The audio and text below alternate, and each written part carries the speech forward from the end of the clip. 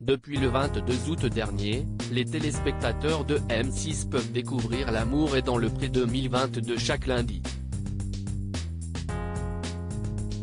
L'occasion de retrouver Thierry. Le viticulteur et arboriculteur en Provence-Alpes-Côte d'Azur de 65 ans a participé à l'émission en 2015 et son aventure s'est terminée par une grosse déception amoureuse. Son ancienne relation avec Annick a sans surprise été évoquée, un coup dur pour la principale intéressée.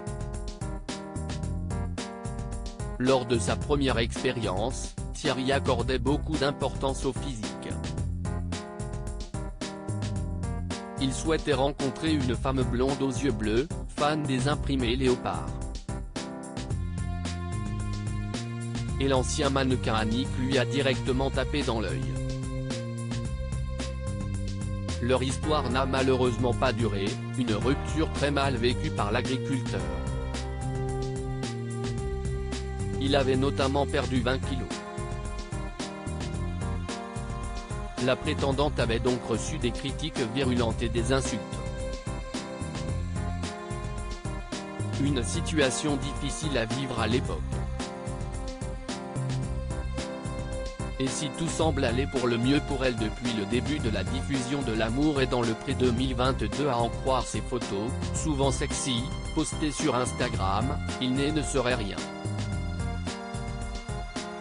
Selon une source qui s'est confiée au magazine Public, édition du 2 septembre, Annick n'apprécie pas l'image qu'elle véhicule à cause de sa participation à l'émission et qui est de nouveau d'actualité avec la participation de Thierry à la nouvelle saison.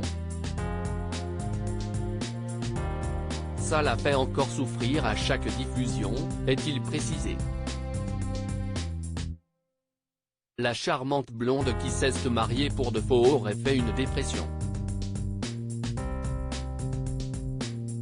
Si est grâce à un coach mental qu'elle aurait réussi à sortir la tête de l'eau. Une histoire qu'elle songerait à raconter dans un livre.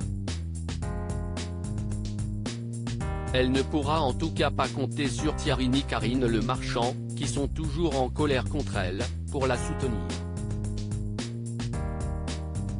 Espérons pour l'agriculteur que sa dernière aventure lui a permis de tourner la page. Cette année, pour ne pas reproduire la même erreur, il a demandé à ce que les photos des prétendantes soient séparées de leur courrier.